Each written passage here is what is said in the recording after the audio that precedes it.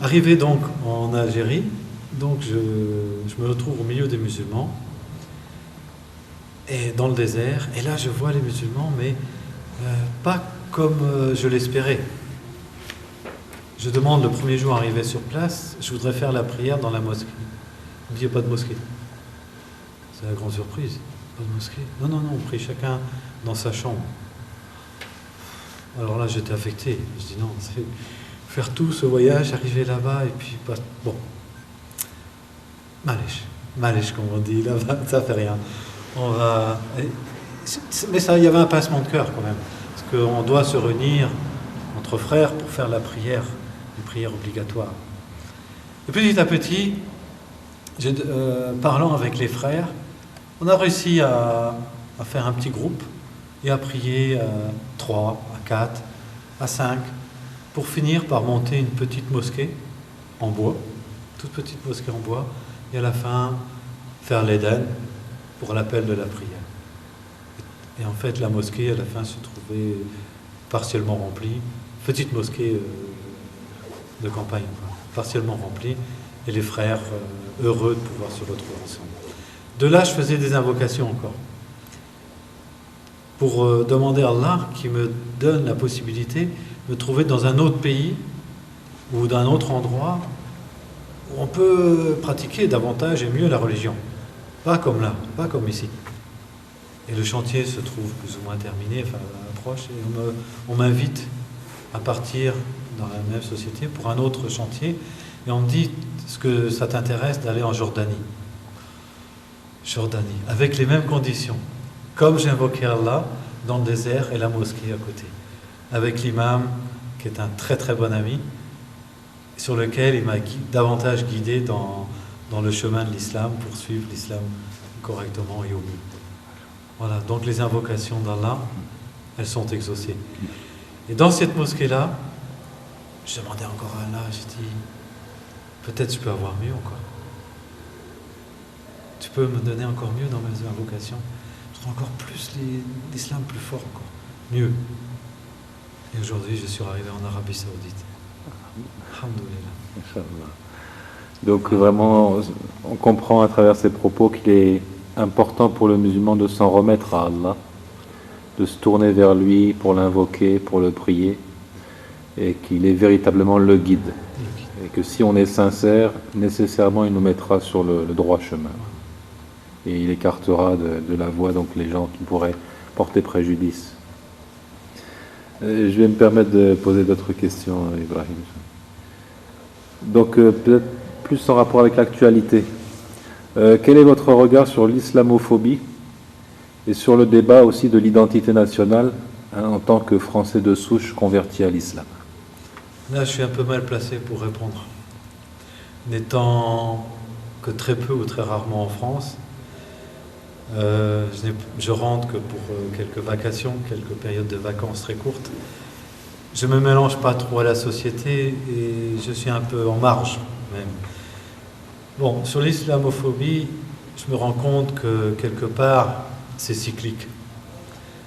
Cela change d'un pays à l'autre et en fait, on voit qu'il y a un mouvement. Ce sont des choses qui vont passer.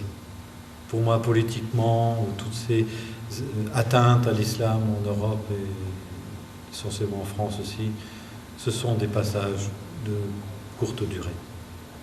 La réalité existe dans l'islam. On ne peut pas aller à l'encontre.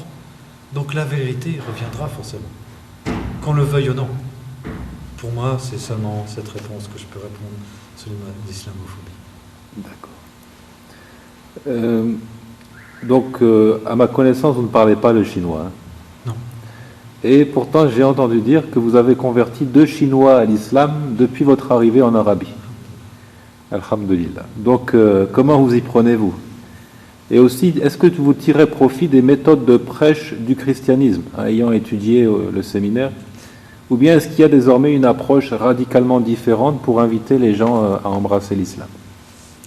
Oui, tout à fait. Effectivement, je ne parle pas le chinois. Et c'était un plaisir immense d'inviter ce frère à l'islam, qui est frère maintenant. C'est par peut-être mon apparence, ma façon d'être. il s'est trouvé interpellé en me voyant.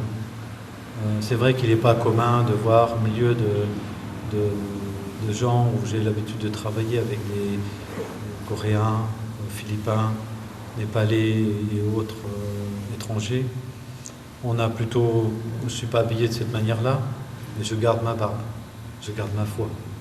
Je vais prier, je vais à la mosquée.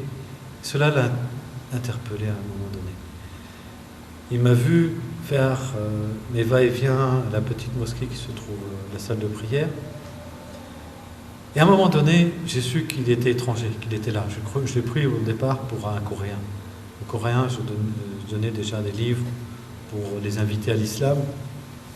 Ne parlons pas le coréen et c'est pas évident sur des groupes de pouvoir. Donc, grâce à Allah, j'ai trouvé des traductions en coréen de livres pour inviter les Coréens à l'islam. Donc, j'avais un stock de livres qui aujourd'hui a fondu et pratiquement disparu, ce qui veut dire que ça a intéressé une grande majorité de ces Coréens, et en espérant, Inch'Allah, qu'ils soient guidés dans le bon chemin pour embrasser l'islam, Inch'Allah. Et donc, pour revenir à notre frère chinois, je suis allé le voir en lui disant, en lui faisant un prêche à côté de lui, à côté de son bureau, en lui disant que la foi et la seule bonne direction, c'est l'islam. Alors il me regarde, il me dit, mais comment je peux dire cela? Je lui dis, pourquoi? Parce qu'on est propre, il faut se laver, faire sa prière. Il me dit, oui, j'ai déjà vu ça. Il me dit, je sais qu'il faut faire ça. Il me dit, je t'ai vu déjà aller faire la prière. Alors ça l'a interpellé.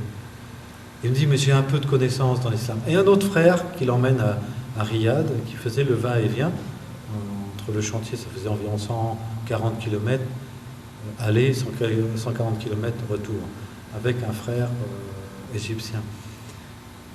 Mais il lui parlait pas, il lui parlait un peu de l'islam, mais sans trop. Hein. Peut-être il parlait d'autre chose, mais pas trop de l'islam. Et il lui posait quelques questions. Il a commencé à lui poser quelques questions après que je l'ai interpellé dans l'islam en lui disant que c'était la vraie bonne direction et le bon chemin à suivre. Et je ne me suis pas trop attardé. J'ai senti dans ses yeux un gros point d'interrogation.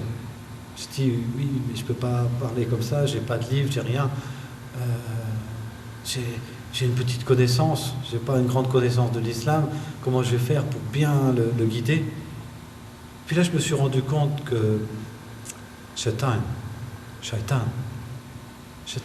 le diable, cherchait à me dérouter, à me trouver des excuses pour ne pas aller plus vers lui, à discuter davantage avec lui, à m'asseoir à côté de lui pour parler davantage.